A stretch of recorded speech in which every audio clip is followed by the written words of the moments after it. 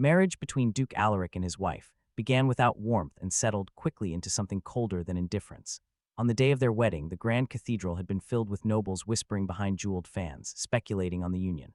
To them, it was merely another political arrangement, an alliance forged for stability rather than affection. To Alaric, it was a necessary inconvenience. Too, it was something she had resolved to make meaningful, no matter how one-sided it seemed. From the beginning, Alaric made no effort to conceal his disinterest. His gaze, sharp and calculating, rarely lingered on her longer than required. He spoke to her with clipped politeness when others were present and with cool detachment when they were alone. The castle staff quickly learned to mirror his attitude, treating the Duchess with distant courtesy but never genuine warmth. It was as if the entire estate revolved around the Duke's emotional gravity, leaving her to exist on its outermost edge. However, did not protest. She observed, listened, and adapted. Though her upbringing had not been as grand as the Duke's, it had instilled in her a quiet resilience and a keen awareness of human nature. She noticed the subtle tensions within the household, the unspoken anxieties among the servants, and the carefully veiled ambitions of visiting nobles. Where Alaric saw only duties and threats, she saw patterns and possibilities. Still, none of that mattered to him, because he never thought to look closely enough. In the early weeks of their marriage, she made small, careful attempts to bridge the distance between them. She ensured his study was always prepared before he entered, with documents arranged precisely as he preferred. She learned his schedule without asking and anticipated his needs before they were spoken. When he worked late into the night, she would quietly leave a tray of food within reach, never lingering long enough to invite dismissal. Each act was deliberate yet unobtrusive, offered without expectation of acknowledgement. Alaric noticed, but he did not appreciate. To him, these gestures were simply the fulfillment of her role, nothing more. He had long since trained himself to distrust kindness, having learned that affection often masked ulterior motives. In his world, loyalty was purchased, alliances were fragile, and vulnerability was a liability he could not afford. His quiet devotion unsettled him not because he valued it, but because he did not understand it. Their conversations, when they occurred, were brief and functional. He would inform her of social obligations she was expected to attend or instruct her on matters of protocol. She would respond with calm acknowledgement, never questioning his decisions.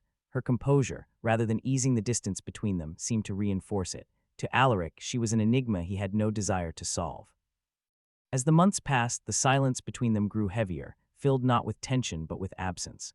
There were no arguments, no dramatic confrontations, only a persistent emptiness that settled into the spaces where connection might have formed. Carried herself with quiet dignity, fulfilling her duties flawlessly, yet her presence seemed to fade into the background of the Duke's carefully ordered life. The first fracture came on an evening that appeared no different from any other. A gathering of influential nobles had just concluded, leaving behind the faint echo of laughter and the lingering scent of expensive perfumes.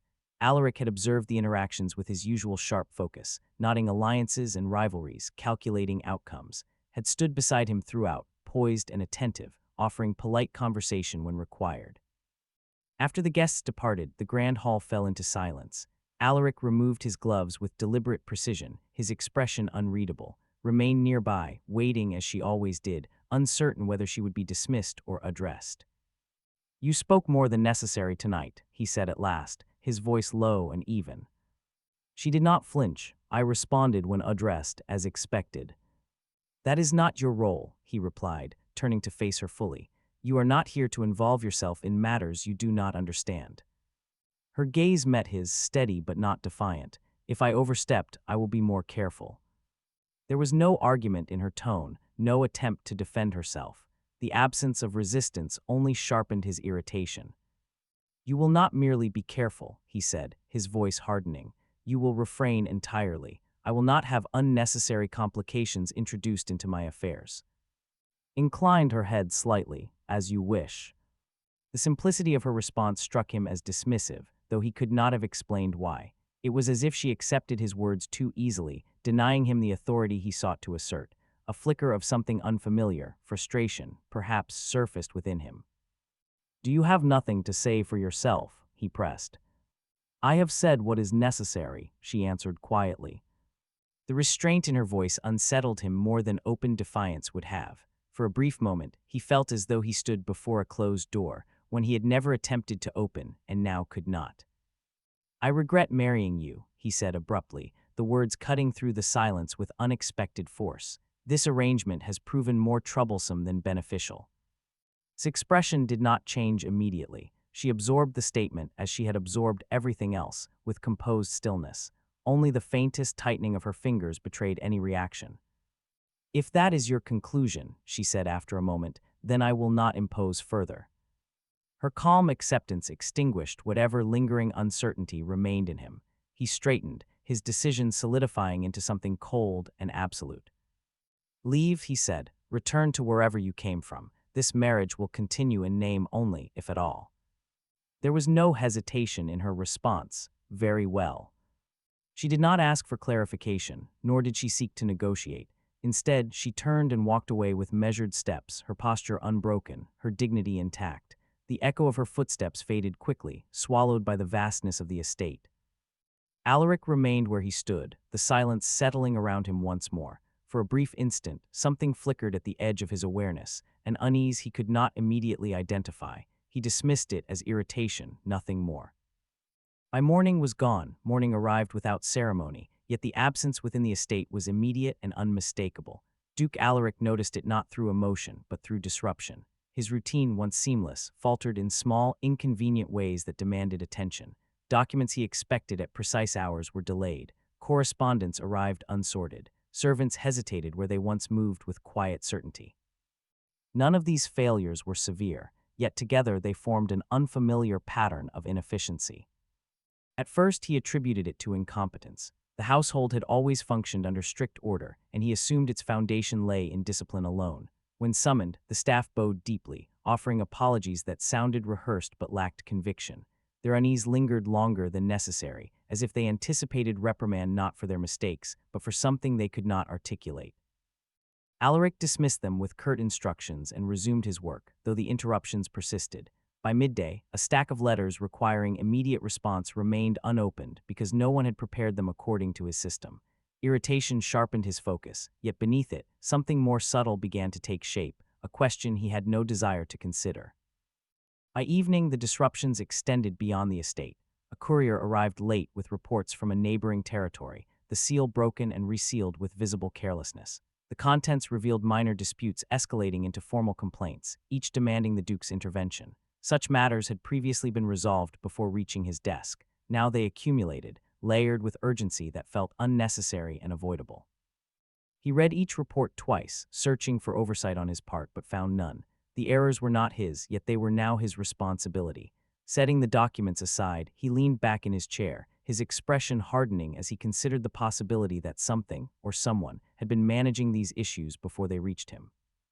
The thought was inconvenient, and he dismissed it quickly. Had neither the authority nor the experience to handle political affairs of that scale. To assume otherwise would be to misjudge both her capabilities and his own awareness. Yet the evidence, however subtle, refused to align with his conclusion.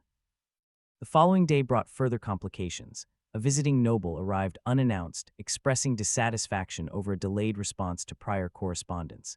The conversation remained outwardly polite, but beneath it lay tension that bordered on accusation. Alaric responded with measured authority, deflecting blame without conceding fault, yet the exchange left behind a trace of something unfamiliar: exposure. After the noble departed, Alaric summoned his chief steward, a man who had served the estate faithfully for decades. The steward entered with visible restraint, his posture rigid, his expression carefully neutral. "These disruptions," Alaric began, his tone controlled, "have no precedent. Explain them." The steward hesitated, an uncharacteristic pause that did not go unnoticed. "Your Grace," he said cautiously, "many of these matters were previously overseen." "By whom?" Alaric asked, though the answer had already begun to form. The steward lowered his gaze. "By the Duchess." The words settled heavily, not because they were unexpected, but because they carried implications Alaric had not prepared to confront. He remained silent, allowing the statement to linger as he examined it from every angle. "In what capacity?" he asked at last. "She reviewed correspondence before it reached you," the steward explained. "She resolved minor disputes, redirected requests, and ensured that only essential matters required your attention. She also maintained communication with certain parties on your behalf, always within the boundaries of propriety." Alaric's expression did not change, though his thoughts sharpened with new intensity. Why was I not informed of this arrangement? The steward's hesitation returned, more pronounced than before. "It did not appear necessary, Your Grace. The results spoke for themselves." The implication was clear, and it was not one he welcomed. Efficiency had concealed its source so effectively that he had never questioned it. What he had assumed to be the natural order of his estate had, in fact, been carefully maintained by someone he had dismissed as irrelevant. "You may go," he said, his voice even. When the steward, the room seemed quieter than before, though nothing within it had changed. Alaric remained seated, his gaze fixed on the documents before him, now viewed through a different lens. Each unresolved matter, each overlooked detail, pointed toward a presence that was no longer there. He rose abruptly and crossed the room, stopping before a cabinet he rarely opened. Inside, he found a collection of records he had never examined closely, logs of correspondence, notes on negotiations, and annotations written in a precise, elegant hand. He recognized the handwriting immediately, though he had never paid it much attention before. Its work was methodical, each entry concise yet comprehensive. She had anticipated potential conflicts, addressed them before they escalated, and documented her reasoning with clarity that left little room for error. There was no indication of hesitation or uncertainty in her notes, only quiet competence. As he read, a pattern emerged, one that extended beyond administrative efficiency. She had identified risks he had not yet considered, mitigated tensions before they became visible, and maintained relationships that now showed signs of strain in her absence. None of her actions sought recognition. They existed solely to preserve stability. A separate document, tucked among the records, caught his attention. It contained a series of correspondences marked with discrete symbols, indicating a level of confidentiality that surpassed routine matters. The content revealed negotiations conducted with careful subtlety, addressing threats that had never reached public awareness. Alaric's grip tightened on the page as he read further. These were not minor concerns. They were calculated moves against his position, attempts to weaken his influence through indirect means. Each had been neutralized before it could take form, and each bore evidence of intervention. The realization settled with quiet force. She had not merely assisted, she had shielded him.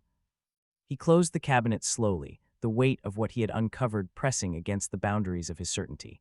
The woman he had dismissed as inconsequential had been operating in silence, maintaining a balance he had believed unshakable. For the first time since her departure, the absence within the estate felt defined, no longer a vague disruption but a precise void where her presence had once been. It was not merely her role that had been removed, but something far more integral to the structure he relied upon. Alaric returned to his desk, though he did not sit. His thoughts moved with deliberate clarity, reconstructing the past with new understanding.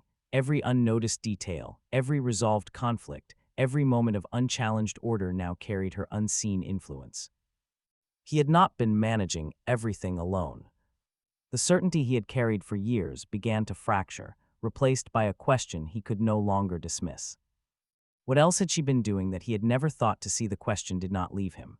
It followed Alaric through every corridor of the estate, through every report he reviewed, and every conversation he endured, until it reshaped the way he perceived everything she had touched. What he had once dismissed as routine now appeared deliberate, each detail bearing the imprint of careful thought. The stability he had relied upon had not been inherent to his authority alone. It had been sustained, quietly and consistently, by someone he had never truly acknowledged. He began to search with purpose rather than curiosity. The records she had left behind were not incomplete, but they were not meant to be understood at a glance. Each document led to another, forming a chain of decisions that extended beyond the visible scope of his governance. Her handwriting appeared in margins and coded annotations, guiding actions that had already been carried out, resolving tensions he had never been aware existed. As he followed the trail, a larger pattern emerged, one that unsettled him more than any single revelation. The threats she had managed were not isolated incidents. They were coordinated efforts, subtle yet persistent, designed to weaken his influence over time. Trade routes disrupted without clear cause, alliances strained through carefully planted misunderstandings, and rumors introduced with enough precision to spread without being traced. Each attempt had been neutralized before it could gain momentum, and each resolution bore her mark. Alaric stood in his study long after the candles had burned low, the final document resting in his hand. It was not a report, but a personal record, written with the same precision as the others yet carrying a different weight. The entries were dated, spanning months, each one detailing actions taken and risks calculated. She had anticipated movements before they occurred, intervening in ways that left no visible trace. It was not merely competence, it was strategy executed with patience and restraint. There was no mention of recognition, no indication that she expected acknowledgement. The absence of such sentiment struck him more forcefully than any accusation could have. She had not been working for praise or influence. She had been working for him. A sudden knock at the door broke the stillness. His advisor entered without waiting for full permission, his expression grave. "Your Grace," he said, closing the door behind him, "there has been a development." Alaric did not look up immediately. "Speak." "A shipment along the eastern route has been seized," the advisor reported. "The merchants claim it was an act of enforcement, but the authority cited does not exist. It appears to be a calculated move." Alaric's gaze sharpened, and our response. The advisor hesitated. Previously, such matters would have been addressed before escalation. Now, the parties involved are demanding direct intervention. The implication required no elaboration. What had once been contained was now exposed, and it demanded his attention because there was no one else managing it. "Prepare a formal response," Alaric said. "We will not allow this to proceed unchecked." The advisor inclined his head, though his expression remained troubled. "There is more. A letter arrived this morning, addressed to the Duchess." Alaric's attention shifted fully. "Where is it?" "It was delivered to her chambers. I believed it appropriate to bring it to you." The advisor placed the letter on the desk and, leaving Alaric alone once more, the seal was unfamiliar, marked with a symbol he did not immediately recognize. Breaking it open, he unfolded the contents and read. The message was brief, written with deliberate clarity. It referenced prior agreements, actions taken, and contingencies yet to be enacted. There was no greeting, no formalities, only information presented with the expectation of understanding. Whoever had written it assumed the recipient was already aware of its meaning. Alaric read it again, more slowly this time. The language aligned with the patterns he had begun to recognize, each phrase carrying implications beyond its surface. It was not a request, but a continuation of an exchange that had been ongoing long before he became aware of it. A final line drew his focus. "The situation remains contained for now, but your absence has been noted." The words settled heavily, their meaning unmistakable. Her departure had not gone unnoticed by those she had been dealing with. The balance she had maintained was shifting, and the consequences were already beginning to surface. Alaric set the letter aside, his thoughts moving with renewed urgency. This was no longer a matter of uncovering what she had done. It was a matter of understanding what would happen without her. He returned to the records, searching for connections he might have overlooked. Each document now carried greater significance, each decision she had made forming part of a larger strategy. She had not simply reacted to threats, she had anticipated them, positioning herself in ways that allowed her to intervene before they fully emerged. A realization took hold, one that left no room for doubt. She had been operating within a network he did not control, communicating with individuals he had never identified. The authority she had exercised had not been granted publicly, yet it had been recognized by those who mattered. And now she was gone. The weight of that absence pressed against him with increasing clarity. The disruptions he had dismissed as minor inconveniences were only the beginning. Without her, the systems she had maintained were unraveling, exposing vulnerabilities he had never accounted for. For the first time, the thought of her departure carried something beyond irritation or inconvenience. It carried consequence. Alaric moved to the window, his gaze fixed on the distant horizon. The estate stretched out before him, unchanged in appearance yet altered in function. What had once seemed stable now felt precarious, held together by forces he had only just begun to understand. He had told her to leave, believing her presence unnecessary. Now the truth stood before him with undeniable clarity. She had not been a burden. She had been his shield.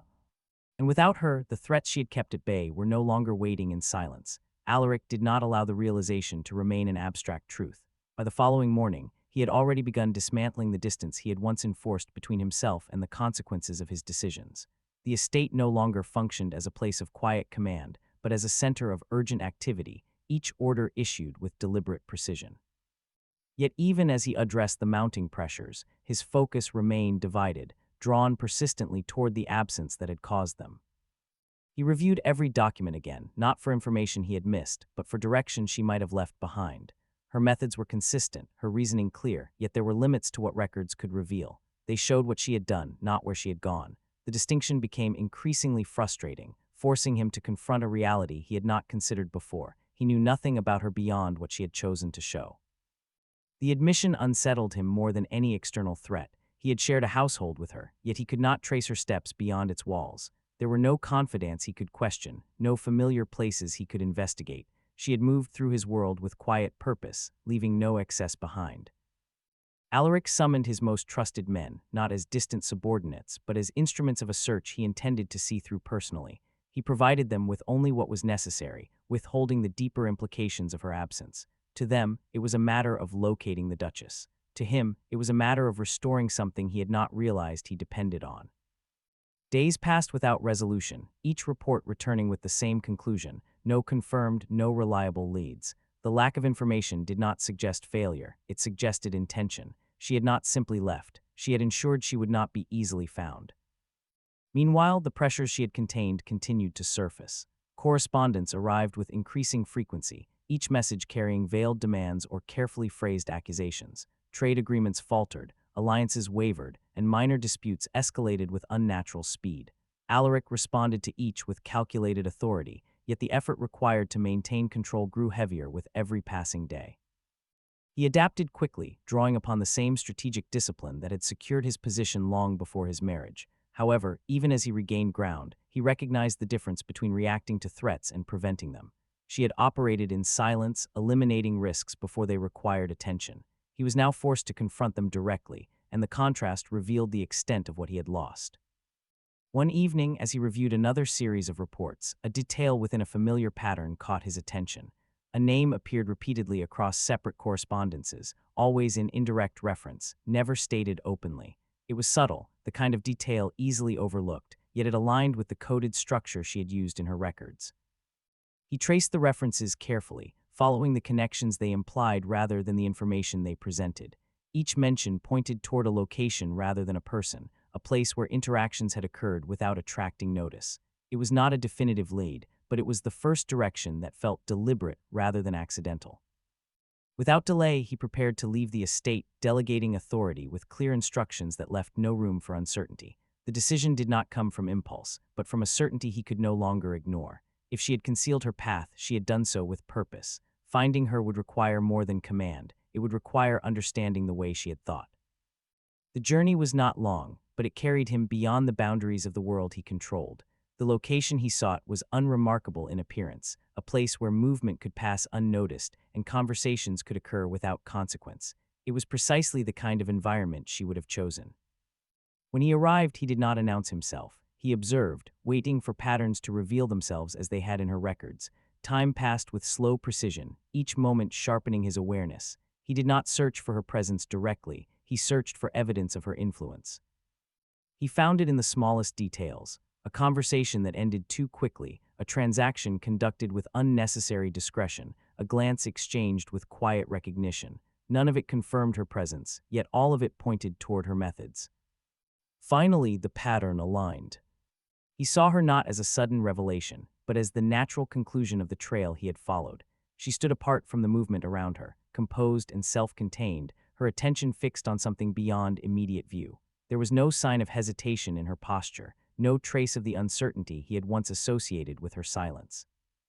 For a moment he did not approach. He observed her as he had never allowed himself to before, without assumption or dismissal. The woman before him was not defined by the role he had assigned her. She was defined by her actions, her choices, and the quiet strength that had sustained them. When he stepped forward, she turned before he spoke, as if she had already anticipated his presence. Her gaze met his with calm awareness, neither surprised nor unsettled. "You found me," she said, her voice steady. "I followed what you left behind," he replied, his tone equally controlled. A brief silence passed between them, not empty, but measured. It carried the weight of everything that had gone unspoken, now brought into focus without the need for explanation. "You should not be here," she said at last. "Your absence will create more instability." "It already has," he answered, "and I understand why." Her expression did not change, yet there was a shift in her attention, a subtle acknowledgement that he had not spoken without thought. "I misjudged you," he continued, each word deliberate. "I dismissed what I did not take the time to see. That error has consequences I cannot ignore." She studied him for a moment, as if weighing the sincerity of his words against the certainty of her own experience. Understanding that now does not change what has already happened, she said. No, he agreed, but it changes what I intend to do next. The distance between them remained, not physical, but defined by everything that had led to this moment. He did not attempt to close it with empty assurances or demands. Instead, he stood where he was, allowing his actions to carry the meaning his words could not fully express. I am not here to order your return, he said. I am here because I cannot allow my ignorance to remain uncorrected. For the first time, something shifted in her expression, not softness, but consideration. The silence that followed was not an ending, but a beginning waiting to be decided.